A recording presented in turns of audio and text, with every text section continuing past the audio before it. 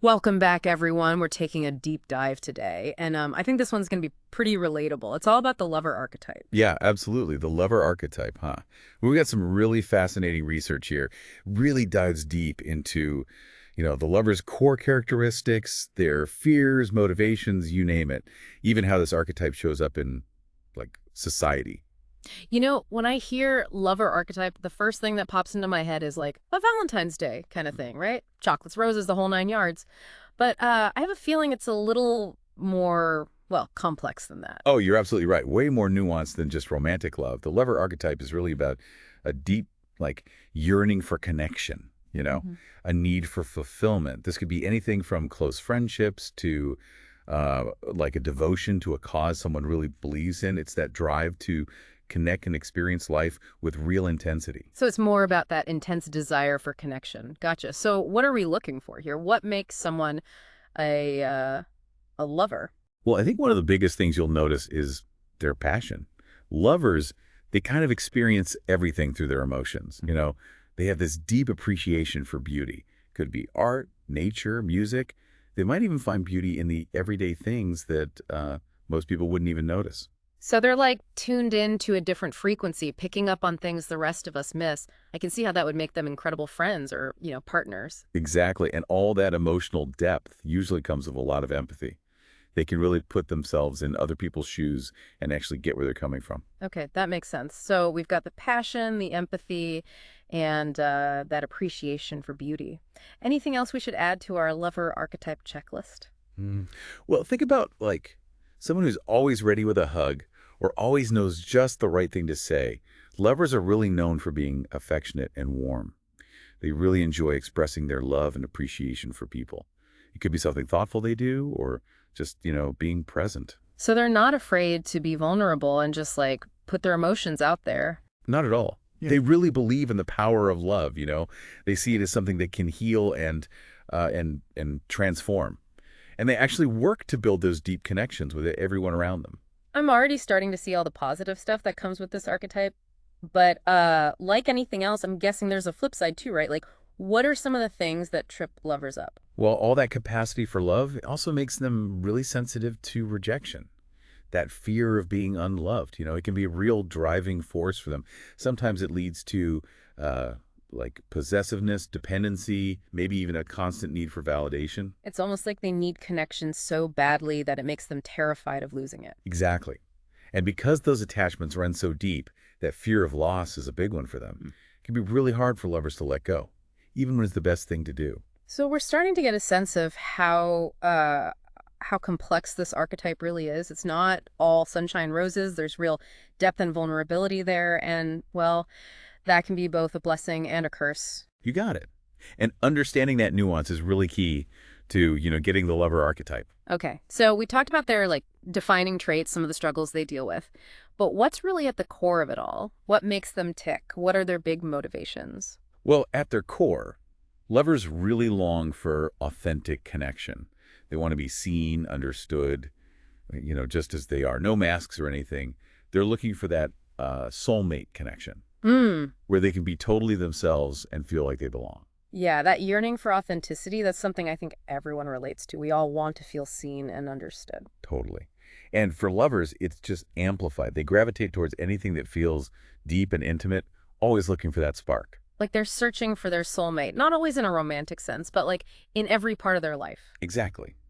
And that search can lead to some amazing things, but it can also lead to some pitfalls if they're not careful. Okay, I see where you're going with this. So let's talk about those downsides. What happens when the lover archetype, well, goes off the rails? Well, sometimes their idealism can get the better of them. They might sacrifice too much in their relationships or even escape into fantasy when things get rough. They build up these expectations, and then when reality doesn't match, it can be a real letdown. Exactly.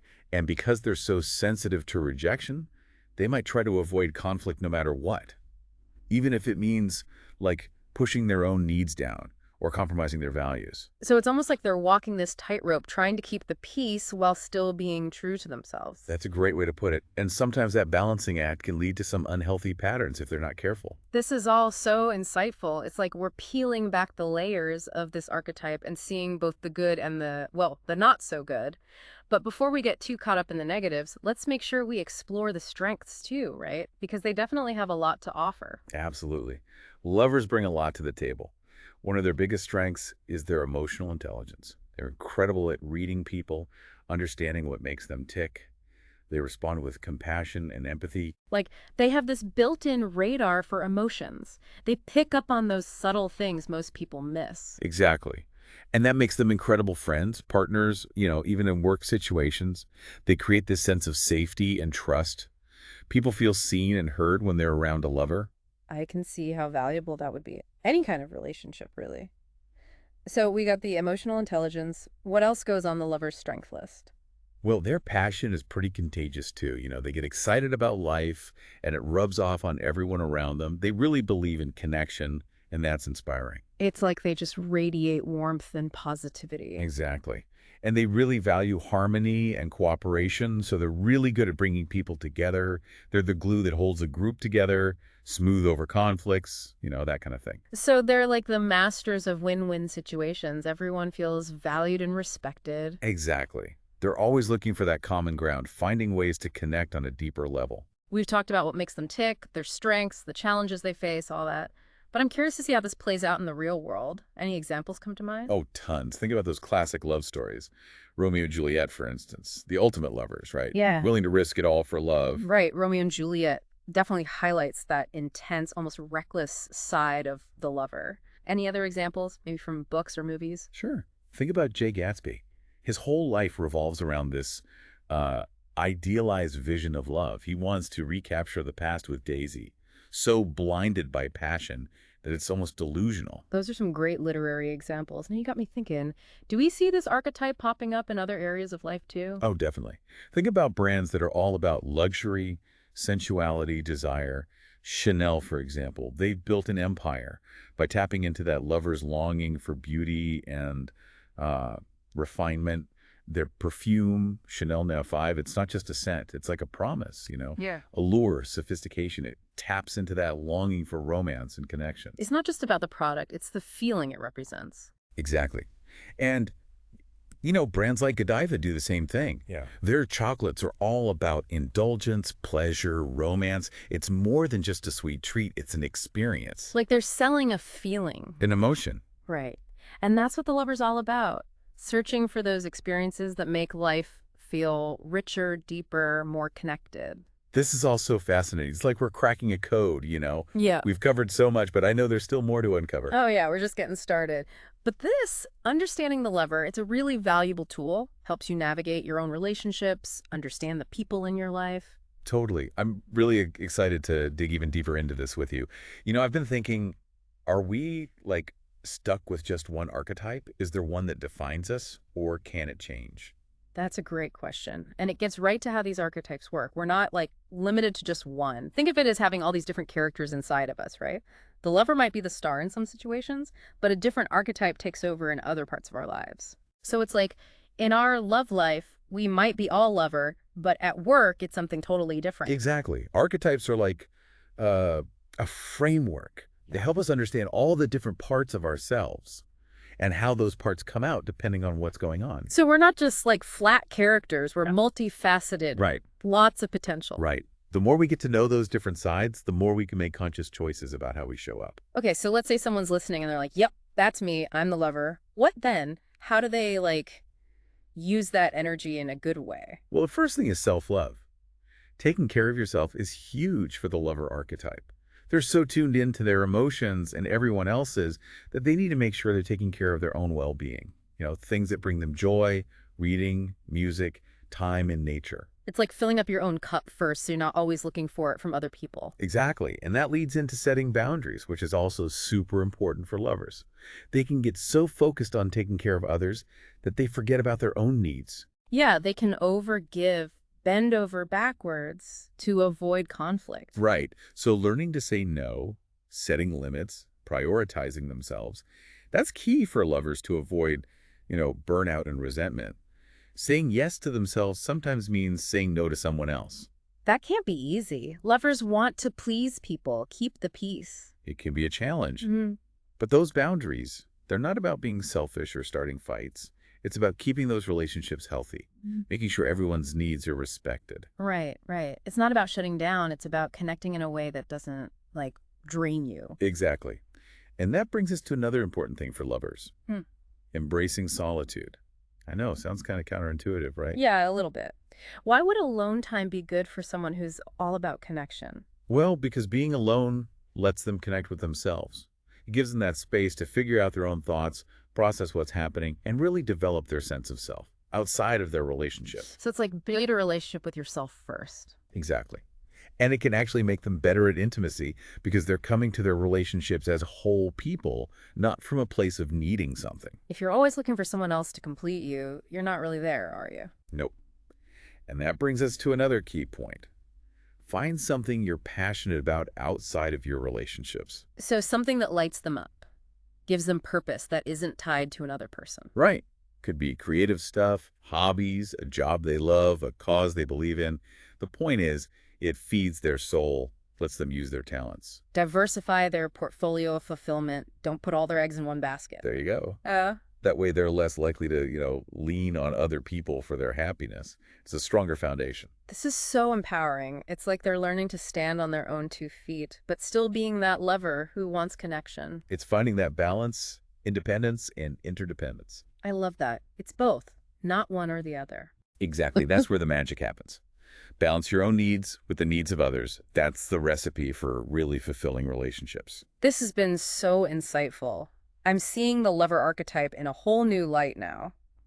As we've been talking, I keep thinking about how this plays into our relationship with ourselves. Oh, interesting.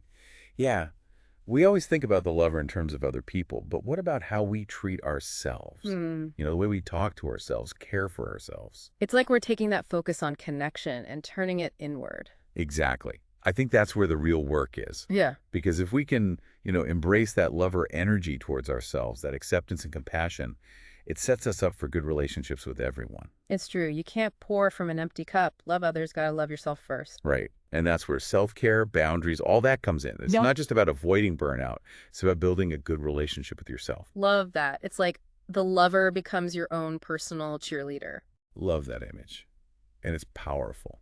Because when you love yourself, truly love yourself, all your imperfections and everything, you spread that love to everyone else. It makes me wonder how many of us are like neglecting our inner lover. What are the signs? How do we know? Well, I think the biggest one is that voice in your head. The one that's always criticizing, judging you. If you're always putting yourself down, focusing on your flaws, that's a sign you're not being kind to yourself. That inner critic. The one that tells you you're not good enough, not worthy. And that voice, it could do so much damage. Relationships, your dreams, your happiness. So how do we shut that voice up? How do we start building a better relationship with ourselves? Well, first you got to notice it.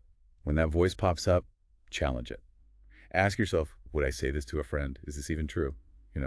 Find a kinder way to look at it. Like training your brain to be more supportive. Yeah, it takes time. But you can change those thought patterns, replace them with positive ones. Makes you think maybe we're projecting that inner critic onto other people too. If we can't be kind to ourselves, how can we be kind to them? That's such a good point. It's all connected. That love and compassion you build inside, it spreads out to everyone you meet. This is amazing. We've gone way beyond just romantic love, the lover archetype. It's about all our relationships, even the one with ourselves. In that relationship, it's the foundation. Learn to love yourself, accept yourself, and everything else falls into place. This has been such a profound conversation. I feel like we've uncovered so much. Me too. It's a good reminder. There's always something new to learn about ourselves and the people around us. Lots to think about. I'm feeling inspired to, tap into that lover energy, see what it can do for my relationships, my creativity, everything. That's awesome. Remember, it's a journey. Be kind to yourself and celebrate all the things that make you, you. This deep dive has been incredible. Thank you so much for sharing your wisdom. It's been my pleasure. Love talking about this with you. This whole idea of embracing your inner lover, it's powerful stuff. Yeah. But it also makes me wonder, how do we actually do that? Are there, exercises or practices that help us build that self-love? Yeah, that's a great point. It's one thing to, like, get the concept, but putting it into practice, that's the real challenge. Luckily, there are some pretty practical things we can do to strengthen that connection with ourselves. Okay, lay it on me. What's the secret to self-love? Well, one thing I find really helpful is journaling. Just taking a few minutes each day to write down your thoughts and feelings, it can really help you get to know yourself better and, start to see those negative thought patterns we were talking about. Journaling, huh? I always thought that was more for like writers or people with super deep thoughts. But I guess it's more about the process than the actual writing, right? Exactly. It's not about creating some masterpiece, just a safe space to explore your inner world. No judgment, just you and the page. So it's like a way to get all that stuff out of your head and actually see it so you can make sense of it. Exactly. And when you start to see those critical thoughts, those limiting beliefs, you can start to, like, question them, replace them with something more positive and supportive. Ooh, I like that. Rewriting the script, becoming the author of your own story. Exactly. And another thing that can be really powerful is mindfulness or meditation. I can see how that would help. It's about quieting your mind, right? Being present, which is like the opposite of what our brains want to do most of the time. Oh, for sure. It can be tough at first, but it's so worth it. Mindfulness helps you take a step back from all those thoughts and judgments. You just observe them without getting swept away. So instead of getting lost in those thought loops, you're creating some space. Right. And that space gives you more clarity, more compassion. You can respond to things in a wiser way. Man, you're making me want to sign up for a meditation retreat right now. Any other tips for our listeners who are ready to, embrace that lover energy and start loving themselves? Definitely. Don't be afraid to get creative. The lover archetype loves to express themselves, so find a way to do that. Could be art, music, dance, writing, whatever feels good. Just explore and play. I love that. Give yourself permission to just have fun and try new things, no pressure. Exactly. It's not about being good at it. It's about the process, the joy of expressing yourself, connecting with something bigger. It's about finding that flow, right? Where you lose track of time and just create. Exactly. And speaking of connecting to something bigger, spending time in nature can be amazing for the lover. Yeah, that makes sense. Nature has this way of grounding you, reminding you that you're part of something bigger. Right. It's like plugging back into the source. Whether you're hiking, walking on the beach, or just sitting in a park, it's so restorative. Really helps you tap into that sense of awe and wonder. This has been such a rich and inspiring conversation. We started by looking at how the lover connects with others, and now we've come full circle talking about loving ourselves. Totally. And I hope our listeners are feeling inspired to embrace that inner lover, to create more love and fulfillment in their lives. I think they are. This deep dive has been a real gift. Thank you so much for your insights. My pleasure. Always love these conversations. Me too.